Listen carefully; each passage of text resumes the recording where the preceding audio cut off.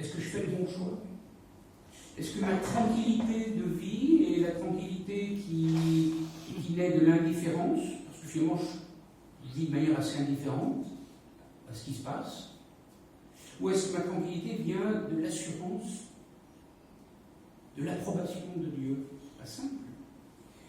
Vous savez, la bonne conscience, elle se suffit de ne pas commettre le mal, dans ce qu'il a de presque de caricatural.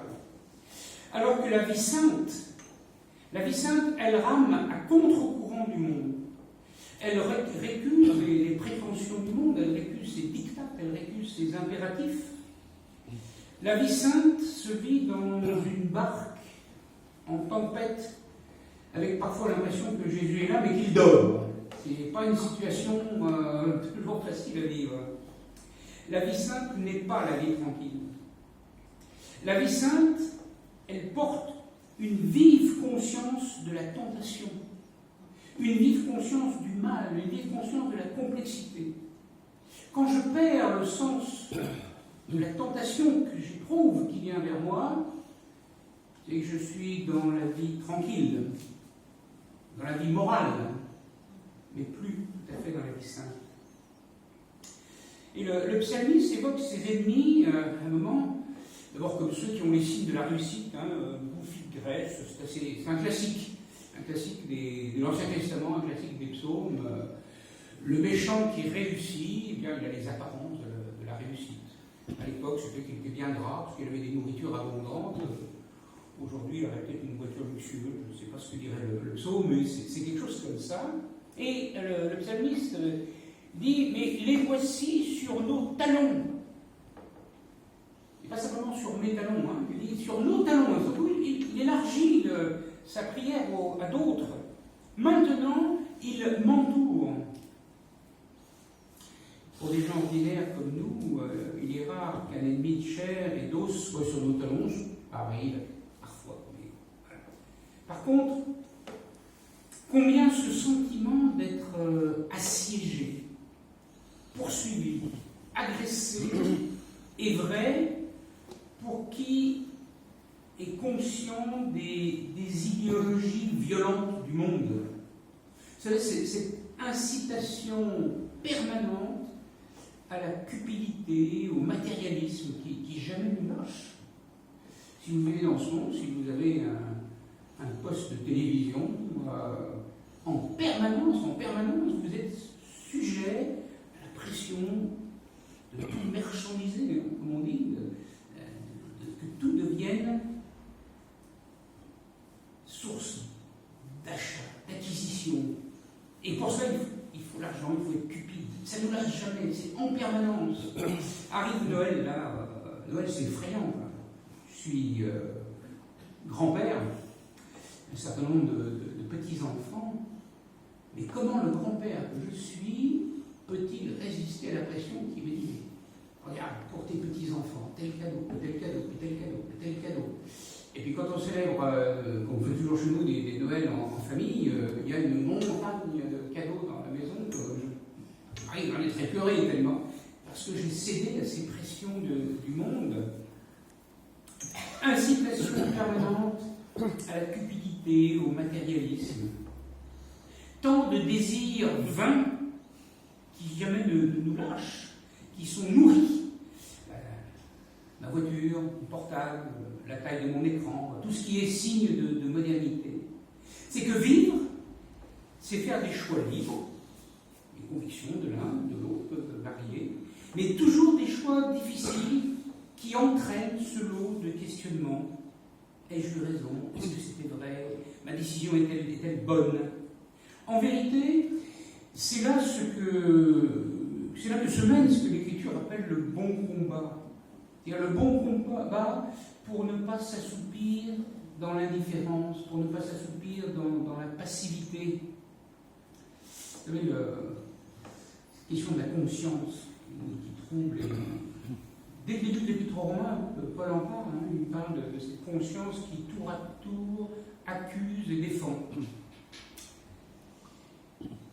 Le priant des psaumes, cet implorant, il éprouve cette déchirure intérieure Il est un être déchiré, il est un être compliqué, mais son assurance vient du Seigneur.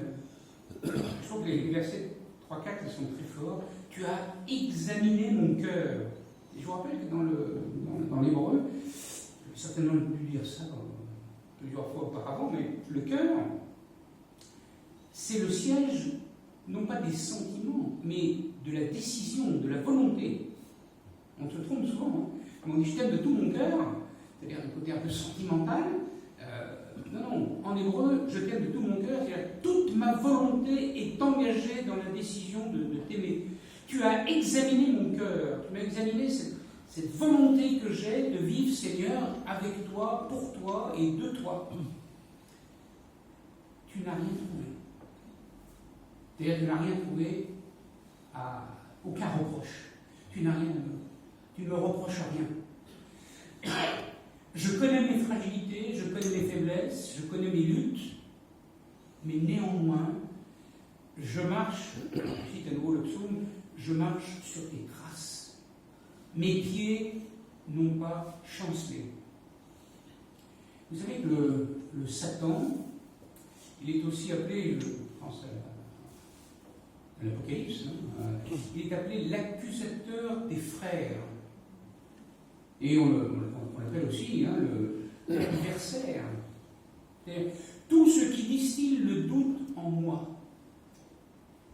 tout ce qui voudrait que je me sente coupable et accusé de toute cette complexité. Mais non, ma foi au Seigneur, c'est ma foi en sa grâce, c'est ma foi en sa bonté, c'est ma foi en sa justice qui justifie. C'est pas la foi dans mes qualités, c'est pas la foi dans ma supériorité, c'est pas la foi dans je ne sais quel sentiment que je suis quand même quelqu'un de bien, pas du tout, du tout. Je marche sur tes traces, Seigneur. Et là, on pense toujours à la tentation de Jésus, de Satan qui l'éprouve, qui l'invite à choisir le chemin du monde, le chemin de la réussite, une espèce de raccourci vers la gloire. C'est la voie large et facile que Jésus rejette.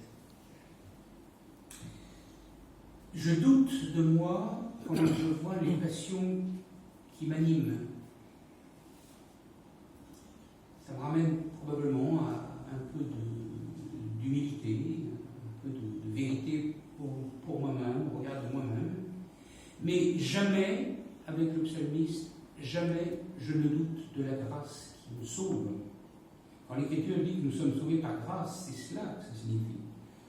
Malgré ta complexité, malgré tes fragilités, malgré tout ce qui est complexité qui est en toi, que tu connais, que tu ressens, et c'est la grâce de Dieu qui te sauve. C'est sa justice qui te justifie. Si nous résistons, c'est parce que le Seigneur nous entraîne dans sa victoire. Lève-toi, Seigneur. Affronte-le, fais-le plier par ton épée, libère-moi du méchant. Et cette épée libératrice, vous l'avez bien compris, c'est l'épée de la parole. C'est l'épée de la parole.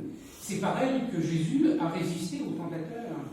C'est cette épée dont l'Épître aux Hébreux nous dit qu'elle pénètre, qu'elle juge elle juge ce qui est impossible à juger, les sentiments et les pensées du cœur. C'est-à-dire, la parole de Dieu est capable de juger ce que moi je ne suis incapable de juger. Elle a un tranchant exceptionnel, et pour attester le tranchant exceptionnel, il faut qu'elle tranche là où moi je n'en suis pas capable.